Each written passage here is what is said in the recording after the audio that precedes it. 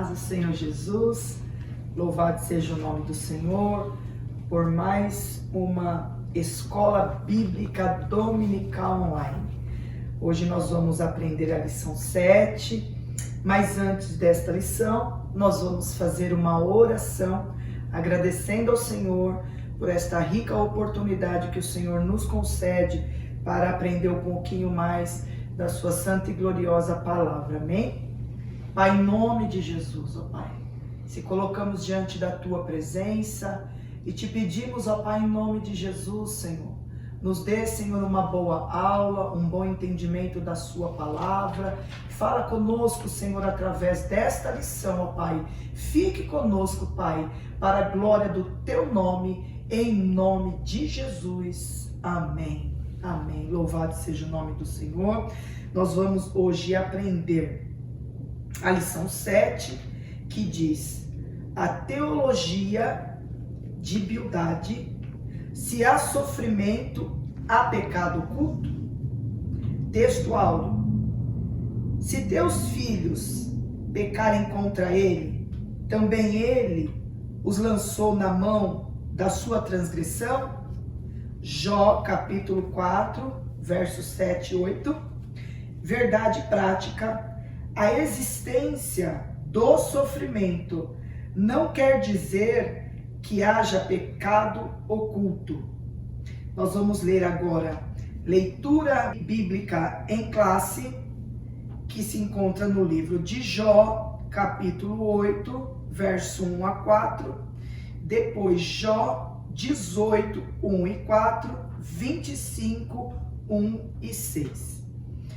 Então respondeu Bildade o suíta e disse: até quando falarás tais coisas? E as razões da sua boca serão qual vento impetuoso? Porventura perverteria Deus o direito e perverteria o Todo-Poderoso a justiça? Se teus filhos pecarem contra ele, também ele os lançou na mão da sua transgressão? Então respondeu Bildade o suíta e disse: até quando usareis artifícios em vez de palavras? Considerai bem e então falaremos. Porque somos tratados como animais e como imundos aos vossos olhos? Ó tu que despedaças a tua alma na tua ira, será a terra deixada por tua causa? Remover-se-ão as rochas do seu lugar? Jó 25. Então respondeu Bildade o suíta e disse: com eles estão domínio e temor, ele faz paz nas suas alturas. Porventura tem número os seus exércitos, e para que não se levante a sua luz? Como, pois, seria justo o homem perante Deus?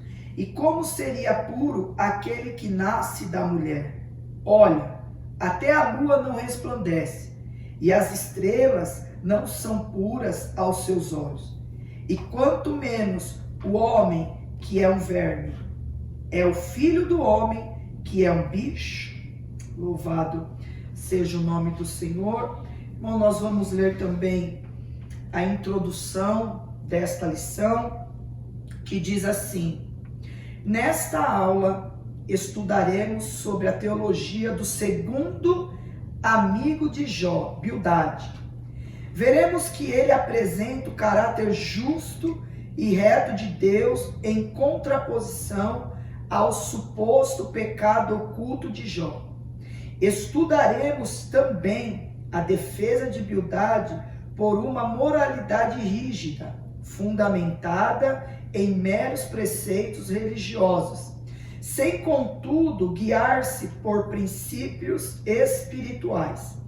E finalmente analisaremos a ideia de que, segundo Bildade, Deus é um ser muito distante e que, devido à sua onipotência e grandeza, está muito longe do mortal. Ele, portanto, é inacessível ao longo de cada argumento de Bildade, veremos a contraposição de Jó. Primeiro subtópico desta lição, o pecado em contraste com o caráter justo e santo de Deus. O primeiro subtópico diz assim: Deus é justo e reto. A teologia de Bildade, em Jó capítulo 8, do 1 ao verso 22, possui semelhanças com de um amigo Elifaz. Para esse segundo amigo, as ações de Jó não poderiam ser justificadas, pois elas condenavam a Deus, revelando que ele punia pessoas justas. Por outro lado, como Deus não era injusto, então Jó deveria reconhecer o seu pecado, pois ele estava sendo terrivelmente afligido. Assim, a teologia de Bildade pode ser classificada em duas esferas, o dos maus e dos bons. Por exemplo, Bildade assevera que os filhos de Jó foram mortos porque eles eram maus. Por outro lado, como um homem que alegava ser justo e bom, Jó poderia desfrutar novamente do favor de Deus se reconhecesse o seu pecado.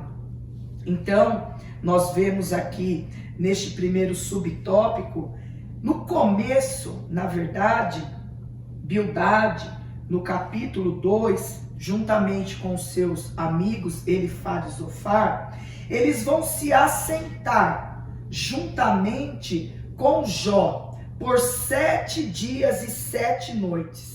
Eles estão ali presenciando um sofrimento terrível em que Jó estava passando. E naquele momento, a Bíblia vai nos relatar no capítulo 2 de Jó, no versículo 13, que esses 3 amigos e Bildade estando entre eles, eles não vão pronunciar palavras, porque naquele momento eles estão identificando que Jó estava passando por um grande sofrimento. Mas já no capítulo 4, louvado seja o nome do Senhor, os seus companheiros, seus amigos, eles já começam a questionar, eles já começam a repreender o porquê que Jó está passando todo aquele sofrimento. E Bildade, ele vai entrar em uma situação, que ele vai mexer em uma situação que dói no coração de Jó, porque ele vai relatar que Deus, ele até permitiu os filhos de Jó morrerem, porque eles eram maus, como se ele conhecesse a integridade, como se ele conhecesse a família de Jó de uma proporção tão íntima, que ele vai enfatizar que Jó está passando por esta situação e que Deus permitiu que os seus filhos fossem mortos, porque os seus filhos, eles eram maus. E a Bíblia vai dizer, por outro lado, como um homem que se alega ser tão justo como Jó, que Jó se alegava ser tão justo, Jó era íntegro, se desviava do mal, vai dizer que como ele poderia desfrutar do favor de Deus se ele estava em um momento de pecado. Porque na verdade o que os seus amigos e Bildade entre eles estava dizendo era que Jó estava passando por este momento porque Jó estava em pecado. E todo aquele que está em pecado sofre grandes adversidades, sofre grandes enfermidades. E na verdade isso não é verdade. Tanto o ímpio como o justo sofre grandes adversidades, sofre na área de enfermidades, na verdade em todas as áreas. Mas Deus havia um propósito sobre a vida de Jó. Mas Bildade, ele rebate, dizendo que Jó estava passando por este momento, porque talvez havia um pecado oculto. Subtópico 2 diz assim: uma compreensão limitada da natureza de Deus. Bildade traz consigo uma compreensão incompleta e limitada da natureza de Deus, o que faz com que ele pense que o sofrimento de Jó seria a consequência de um pecado oculto. Observa que Bildade, todas as vezes ele está batendo nesta tecla, achando e na verdade confirmando que todo o sofrimento que o seu amigo Jó estava passando é porque ele tinha um pecado oculto e que Jó precisava orar a Deus, que Jó precisava falar com Deus o que era que está acontecendo sobre a sua vida, para que todo esse mal sobreveio sobre a sua casa, sobre os seus negócios e sobre a sua saúde. Assim, outra compreensão é evidente. Jó deve demonstrar que é realmente bom e que merece o favor de Deus. É uma teologia que destaca uma meritocracia humana no processo de justificação diante de Deus. Mas se tu de madrugada buscares a Deus e ao Todo-Poderoso e pedires misericórdia, se fores puro e reto, certamente logo despertará por ti e restaurará a morada da tua justiça. Logo, o enfoque de Bildade não era a graça. Na verdade, irmãos, Bildade, ele não tinha conhecimento da graça. Ele tinha conhecimento de um Deus, que era um Deus que trazia uma justiça ferrenha, de um Deus que fazia algo sobre a sua vida porque você pecou. Na verdade, um Deus que não era um Deus de misericórdia. Deus não teria misericórdia sobre a vida de Jó, porque o que ele estava querendo dizer é que Jó procurou toda esta situação. Tudo que Jó estava vivenciando, até a perca dos seus filhos, foi Jó que procurou esta situação. Bildade não conhecia o favor imerecido de Deus. Bildade não sabia o que era a graça de Deus, que flui de Deus, mas o esforço humano que por mérito próprio ele pretende justificar o homem diante de Deus. Ou seja, um esforço humano que ele não entendia e não compreendia. Ele tinha por si méritos, aquilo que ele achava, ele executava, ele não media as suas palavras, se ia machucar, se ia ofender, se ia ferir, mas ele continuava, louvado seja o nome do Senhor, com aquela mente e aquela intenção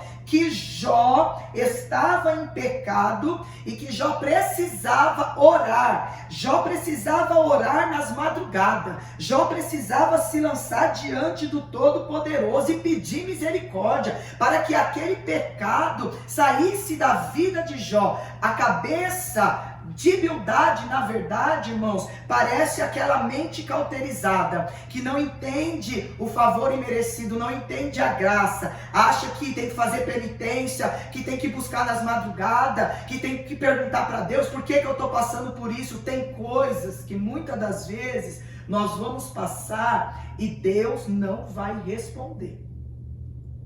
Tem coisa que Deus, ele vai nos provar, para que o nome do Senhor seja glorificado. Alguém fala de coisas sem ter sabedoria.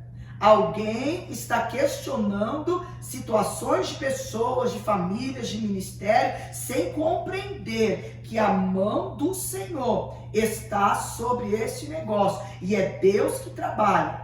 No começo, Bildade, ele se assenta com Jó. 7 dias e 7 noites. A Bíblia diz que ele não pronuncia palavra alguma por causa do sofrimento. E depois, mais à frente, ele começa a questionar. Ele começa a repreender tudo aquilo que Jó está passando. Terceiro subtópico diz assim: a imperfeição humana. Diante da defesa teológica feita por Bildade, Jó pergunta: como se justificaria o homem para com Deus? Ora, Deus é infinitamente sábio e justo. Jó está consciente de que nenhuma perfeição humana o habilitará a aproximar-se de Deus. Não é o homem perfeito que vai se aproximar de Deus, mas é o homem imperfeito. Jó, quando ele se justifica diante do Senhor, ele sabe que Deus é um Deus justo e sábio. E ele sabe que Deus, ele trabalha na vida do homem de uma maneira extraordinária. Então Jó, ele tem a consciência que não há perfeição humana e que Deus nos conhece de dentro para fora. Dessa forma, a autopurificação não passava de presunção. Ainda que me lave com água de neve e purifique as minhas mãos com sabão, mesmo assim me submergirás no fosso, e as minhas próprias vestes me abominarão. Jó capítulo 9, verso 30 e 31. A linguagem é poética, mas ela afirma objetivamente a doutrina da santidade de Deus e a pecaminosidade humana. Deus é santo e Jó um pecador. Entretanto, essa não era a questão para Jó. O grande questionamento dele poderia ser feito da seguinte forma: é verdade que onde há sofrimento, há pecado? Seus amigos responderiam: sim. Jó, um retumbante: não. Deus já havia testemunhado acerca da integridade e da justiça de Jó. Quando o próprio Deus, ele permite que o adversário das nossas almas aflige a vida de Jó, é porque Deus, ele já conhecia o caráter de Jó. Quando Satanás disse: eu posso tocar, o próprio Deus, ele deu autorização, dizendo: pode, porque o meu servo Jó é um homem reto, é um homem íntegro, é um homem que se desvia do mal. Ou seja, Deus, ele conhecia a integridade de Jó, mas os seus amigos enxergavam um pecado oculto que precisava ser descoberto para que Deus intervisse e acabasse com o sofrimento de Jó. Louvado seja o nome do Senhor. E diz assim: isso deixa claro que nem sempre o sofrimento é fruto de uma imperfeição moral ou resultado de um pecado pessoal. Este era o caso de Jó. Irmãos, se nós lermos o livro de Jó, desde o capítulo 1 até o capítulo 32, que finda a história de Jó, nós vamos entender que o que Jó passou não era um pecado imoral, não era resultado de um pecado, nenhum pecado oculto, nem qualquer tipo de pecado, mas era algo que vinha sobre permissão, vontade permissiva do Senhor. Não havia pecado pessoal nenhum. Este caso era o caso de Jó. Deus, na verdade, estava provando para que Jó fosse aprovado. E no meio da nossa caminhada, quando o Senhor nos prova, sempre vão levantar pessoas para tentar trazer dúvida ao nosso coração.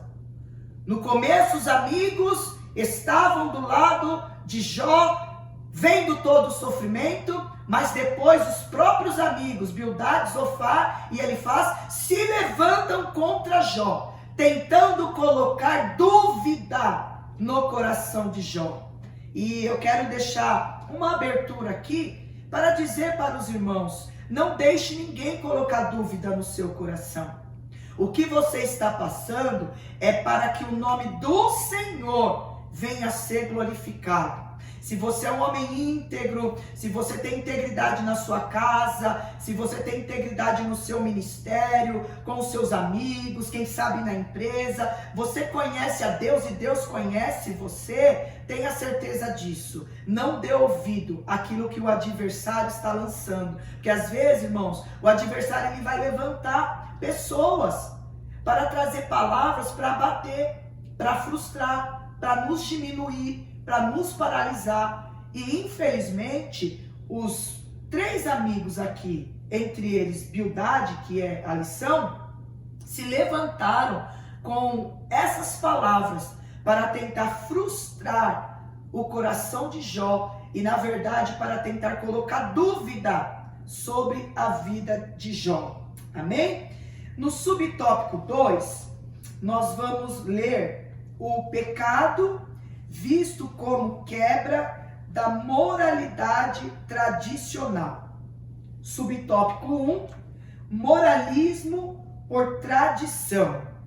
Bildade, Jó, capítulo 18, verso 1 ao verso 21, também está comprometido na defesa da moralidade que ele acredita ser correta. Para ele não havia nada errado quando fez a defesa da justiça divina. Na verdade, ele queria justificar o que era injustificável.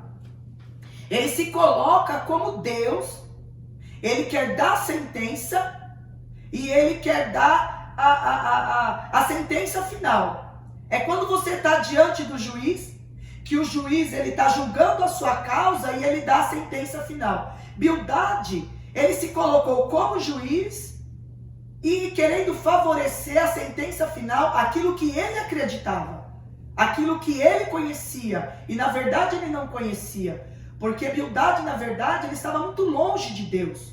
Ele conhecia o que ele achava, ele falava o que ele pensava, ele não conhecia a graça, mas ele achava que quando nós descêssemos na presença de Deus, em humilhação, orando, pedindo misericórdia, só assim Deus entraria em nosso favor. E na verdade Deus, na verdade nós estamos no tempo da graça, né, no favor imerecido. Então na verdade, Bildade precisava ter um encontro com Deus, porque a gente fala daquilo que a gente não sabe, daquilo que a gente não conhece.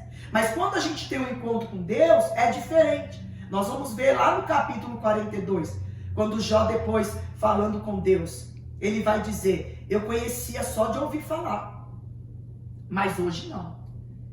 Depois de tudo que eu passei, eu sei quem tu és, porque o meu Redentor vive. Louvado seja o nome do Senhor.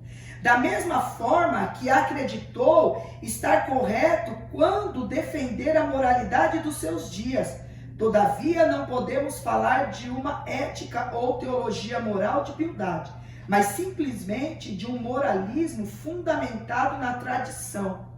Então nós entendemos aqui que Bildade ele usava mais a tradição do que a misericórdia de Deus, do que a graça de Deus. E todo esse moralismo por tradição, ele coloca em prática e não tem quem o tire. É aquilo que ele pensa, é aquilo que ele acredita e é aquilo que ele julga. E Deus, na verdade, irmãos, não é assim. Deus conhece o coração do homem. Deus, ele não olha para as suas vestes. Lembra lá Samuel, quando foi ungir o rei Davi? Ele chegou na casa, ele olhou e disse: talvez é este daqui. E o Senhor disse assim: Samuel, não olhe a aparência. Você está olhando a aparência, a estatura, mas eu, Senhor, eu olho a essência do coração. Deus, Ele conhece a essência do nosso coração. E o nome do Senhor, Ele é glorificado em tudo. Ele é glorificado no culto, Ele é glorificado na escola bíblica dominical, Ele é glorificado muitas das vezes. Você está num lugar, Deus usa alguém para falar com você. Às vezes você está na fila de um mercado, Deus usa alguém para falar com você. Você está no farol, Deus usa alguém para... Em qualquer lugar, porque Deus, Ele não tem limites. Quando Deus quer falar, irmãos, ninguém para a boca de Deus. Deus fala. Deus é um ser incrível. Ele fala, Ele traz notícia. Ele traz alerta. Deus está em todos os lugares. Que a Bíblia diz que Ele é onipresente. A sua presença está em todos os lugares. Então, muitas das vezes, irmão, tem pessoas que tentam limitar Deus. E aqui nesta lição, nós compreendemos um pouquinho como Bildade, na verdade, ele queria limitar Deus. Ele queria comparar um Deus severo, um Deus que julga, que dá o julgamento, que dá a sentença e que não tem misericórdia. O nosso Deus, Ele é fogo consumidor, é bem verdade. Ele é justiça. Mas Ele é graça, é misericórdia, favor imerecido. Ele vem para nos socorrer, Ele vem para nos ajudar, porque Ele conhecia a integridade de Jó. Ele sabia, em sua totalidade, quem era Jó em sua presença. Segundo o subtópico, a subversão da ordem moral. Na verdade, Bildade simplesmente repete o que já vem sendo defendido por gerações passadas, todavia acrescentando alguns contornos aos seus pressupostos teológicos. Para ele, as desgraças sofridas por Jó ocorreram por causa da quebra da moralidade estabelecida. Como o entendimento de Bildade era o que o universo é controlado por leis morais e inflexíveis, ao quebrá-las, Jó sofreu as consequências da mesma forma que sofre quem quebra a lei da gravidade. Neste aspecto, praticar a justiça é se ajustar à dinâmica dessas leis morais. Bildade acreditava que de nada adiantava Jó achar que os maus prosperavam, pois isso era apenas ilusão. No seu entendimento, a prosperidade dos maus assemelha-se às raízes de uma árvore que foram cortadas, cujos ramos, embora mantenham-se aparência de verdor por algum tempo, todavia necessariamente murcharão.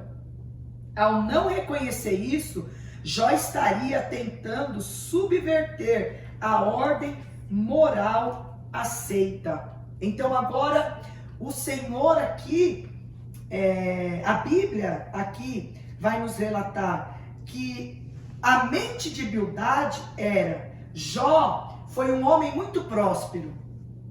Jó tinha gados, ovelhas, tinha servos aos seus serviços.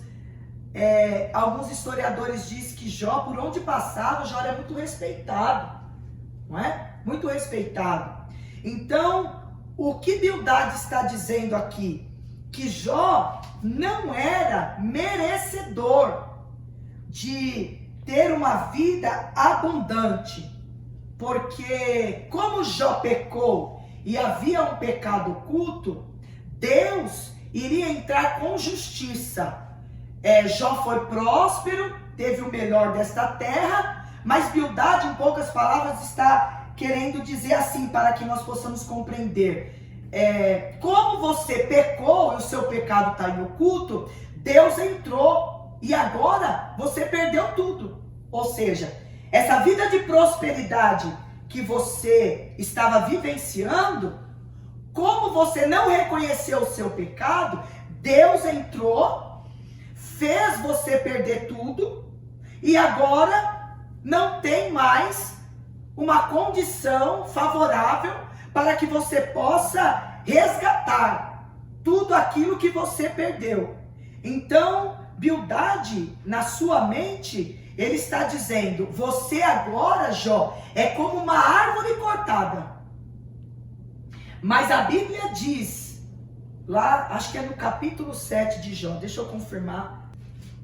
A Bíblia diz, lá em Jó capítulo 14, no versículo 7, porque há esperança para a árvore, que se for cortada, ainda se renovará. Ou seja, para a Bildade, esta árvore teria que ser cortada e não poderia ser uma árvore restaurada.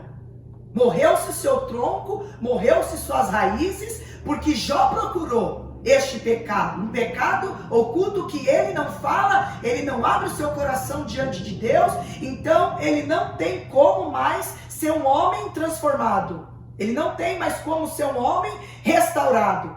Mas a Bíblia vai dizer que há esperança para a árvore cortada, ou seja, Jó estava vivenciando um momento que o seu tronco estava cortado, que havia perdido tudo, estava passando um momento de sofrimento na sua saúde, sim, mas a própria Bíblia diz que há esperança, ainda se renovará e não cessarão os seus renovos, e se envelhecer na terra a sua raiz, e morreu o seu tronco no pó, ao cheiro das águas brotará e dará ramos como planta. Ou seja, Deus estava dando sinais iminentes que Deus iria restaurar tudo aquilo que Jó havia perdido.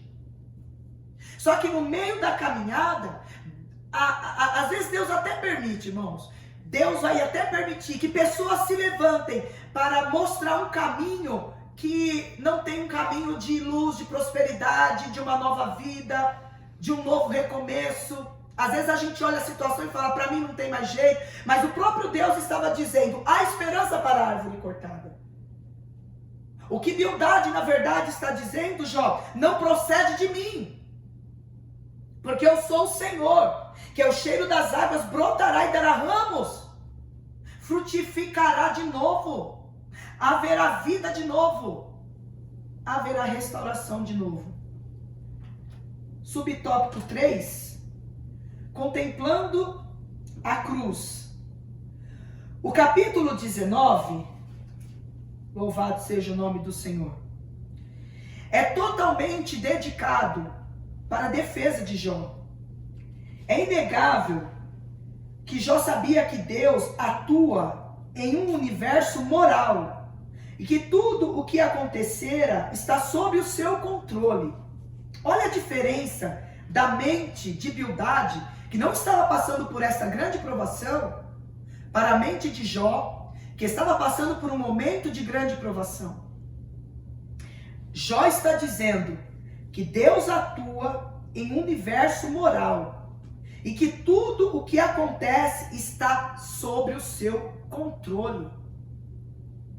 O homem de Uz estava convicto de que não havia quebrado nenhuma lei moral, sendo, portanto, inocente, e que o seu sofrimento não teria razão aparente.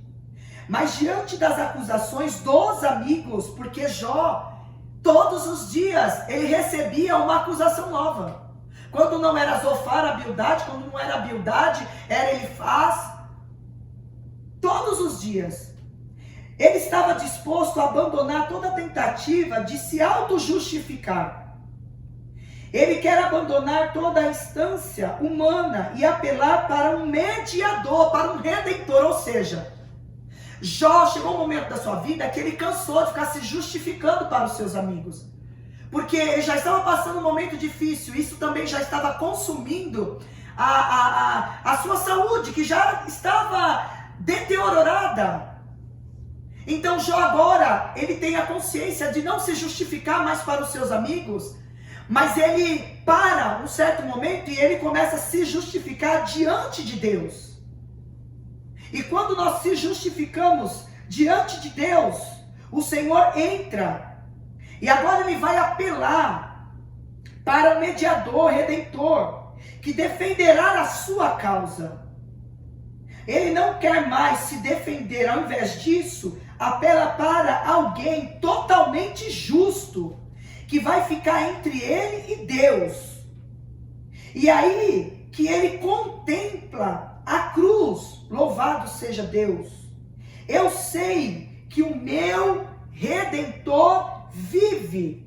Nós temos aqui em Jó capítulo 19, no versículo 25, porque eu sei que o meu Redentor vive, e que por fim se levantará sobre a terra. A palavra Redentor traduz o hebraico Goel, que significa alguém que defendia um familiar quando este não podia fazer a sua própria defesa. Irmãos, que coisa linda! Quando você não pode se defender de uma acusação, talvez uma acusação inocente. Aqui Jó está representando a cruz do Calvário, quando Jesus foi morto para levar os nossos pecados, para que nós não fôssemos condenados. Aqui ele está falando da cruz, porque ele está dizendo, eu tenho um Redentor, eu não posso me justificar, mas há um Redentor que pode me justificar. Alguém que defendia um familiar quando ele não podia fazer sua própria defesa, ou seja, o próprio Deus, ele iria entrar para fazer a própria defesa de Jó. Os primeiros líderes da igreja entendiam que Jó predisse a ressurreição que será efetuada por Cristo no final dos tempos, e da qual ele participará. O patriarca queria a intercessão desse justo, imparcial e eficiente mediador. Louvado seja o nome do Senhor. Bildade desfere um segundo ataque contra Jó. No seu primeiro discurso, lá em Jó capítulo 8, ele lhe tinha dado encorajamento para ter esperança de que tudo sairia bem. Ele agora reprova Jó de maneira contundente, como sendo arrogante e inflamado e obstinado na sua opinião. Terceiro tópico desta lição, que diz o pecado em contraste com a majestade de Deus. Primeiro subtópico, a grandeza de Deus. O terceiro discurso de Bildade é feito para exaltar Deus e rebaixar Jó. Não há como negar que o longo debate entre Jó e o seu amigo esgotou o poder argumentativo de Bildade, o que fez com que ele repetisse várias vezes o que já havia dito. Na verdade, o seu último discurso não traz nada de novo. No capítulo 25, ele destaca a onipotência divina. Deus é grande e poderoso. Por isso, nada há de errado quando Bildade defende a majestade do Altíssimo. Todavia, como alguns autores destacam, Bildade acaba por criar um abismo que na verdade não existe entre a criatura e o Criador. O Deus defendido por ele não é o Deus revelado na Bíblia. As ideias de Bildade se antecipam àquela defendida milênios depois pelo deísmo, no final do século XVIII. Segundo os teístas, Deus criou o mundo, mas ausentou-se dele. Ou seja, a doutrina desses teístas, eles estão dizendo que Deus é o Criador, criou o mundo, criou a terra, fez todas as coisas, mas Deus abandonou, Deus se ausentou. Por isso, tanta catástrofe, por isso, tanta morte, pestilências e dores. Na verdade, é isso que eles estão defendendo. E aqui nós vamos entender que Bildade, ele tenta criar um abismo que na verdade não existia. Um abismo entre a criatura e o Criador. Mas na verdade, irmãos, Deus, ele fez o homem para se relacionar com o homem. Deus fez o homem à imagem e semelhança. Deus formou do pó da terra, trabalhou, soprou o fôlego de vida para que este fosse amigo de Deus. Tanto é que a Bíblia nos relata que o nosso patriarca Abraão, ele foi chamado e reconhecido como amigo de Deus. O próprio Deus, ele chama Abraão como amigo. Abraão é o meu amigo. Então Deus criou o homem para relacionamento, para que o homem fosse o seu amigo, para que o homem desse continuidade. Então não havia nenhum abismo, não havia nenhuma separação, porque toda a criação de Deus é perfeita. Em nenhum momento Deus errou em sua criação. Louvado seja o nome do Senhor. Subtópico 2, onipotente, mas não ausente. Jó responde a Bildade com ironia, porque, irmãos, quem não conhece a Deus fala coisas de procedências malignas. Mas quem conhece a Deus, quando abre a boca, tem certeza daquilo que está falando. E Jó, ele vai responder para o seu amigo Bildade com ironia, dizendo: como ajudaste aquele que não tinha força, e sustentaste o braço que não tinha vigor. Aqui, Jó não questiona a onipotência divina, mas a aplicação que Bildade faz desse conceito. O conceito de um Deus grandioso, que é soberano em suas ações, não deveria vir acompanhado também do conceito de um ser compassivo e amoroso? Deus não deve ser visto apenas em sua força, mas sobretudo por seu amor. Ele nunca exaltou seu poder e grandeza acima do seu amor. Lembra quando o Senhor fala com a igreja de Filadélfia? Como ele preza sobre o amor. Deus é amor. Irmão, mas Deus não é fogo consumidor, justiça? É, mas ele é amor. E o que Jó estava tentando mostrar para a Bildade, irmãos, na verdade é, de tudo que eu estou passando, Deus é amor. Ou seja, eu não vou permanecer aqui para sempre. Eu não vou viver esta calamidade que sobreveio sobre a minha vida para sempre. Eu conheço um Deus de amor. Ele nunca exaltou seu poder e grandeza acima do seu amor. Ele não disciplina simplesmente porque é grande, forte e soberano, mas porque ele ama. Porque ele ama.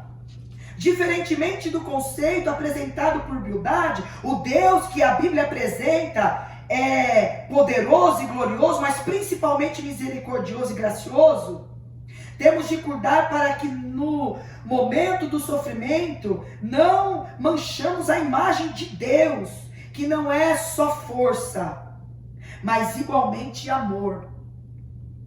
No momento de uma fragilidade, no momento de uma adversidade sobre as nossas vidas, Deus é amor.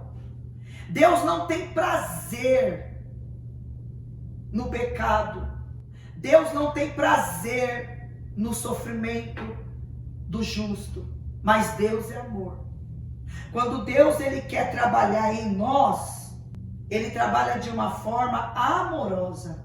Ele sabe que nós vamos suportar. Às vezes a gente acha que não vai suportar, mas nós vamos suportar. O que Jó estava falando para Bildade era: passei e estou passando, mas Deus é amor, o meu Redentor vive, e por certo Ele vai me tirar dessa grande aflição.